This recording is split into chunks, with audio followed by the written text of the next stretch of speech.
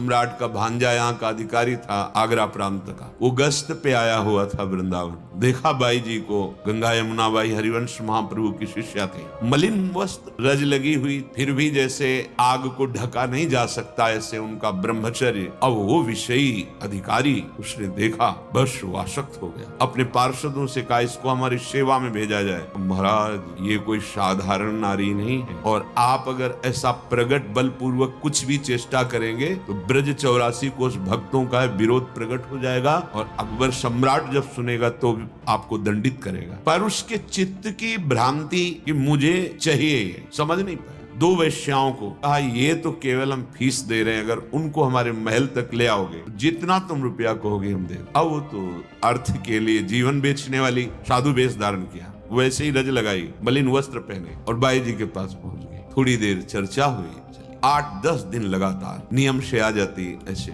अब कोई लगातार बराबर कई दिन आवे, फिर अचानक 2 दिन ना आवे, फिर तीसरे दिन आ जाए, ऐसा ही किया उन्होंने कहा आप 2 दिन से नहीं आए कि आपका स्वास्थ्य ठीक नहीं था क्या? उनका नहीं, हमारे यहाँ एक बहुत बड़े महापुरुष आए हैं यही मथुरा में, उनसे अनुमति लेके आ गए, अभी वो मथुरा में ही है, क्या आप चलेंगे उन महापुरुष के दर्शन करने? बाई जी ने कहा वैसे तो हम कहीं जाती नहीं, और उनका हमारी इच्छा एक बार आप देख लो, पर हम ज्यादा समय रुक नहीं सकती कि हम 2-4 घंटे रुके, क्योंकि हमारी अष्टयाम सेवा है राधा वल्लभ लाल की दिनचर्या। बस चलिए और एक झांकी कीजिए और आ जाइए। पहुंची तो जब महल में तो उनका यहाँ संत, उनका संतुख लेके आया, महल में रख के चाहे झोपड़ी में। हाँ ये भी बात ठीक, बहुत प्रवीण। अंदर गए, सोई बाहर से दरवाजा लगा। अब उनको समझ में आया कि मेरे साथ छल हो रहा है। सामने देखा वो उनका भांजा सम्राट अकबर, उस पर दृष्टि गई, वो कामाशक। अब एकदम सहम गई कि ये क्या। वो आगे बढ़ा, उनका सावधान कदम आगे नहीं, पर वो कहाँ राजमद से मतवाला,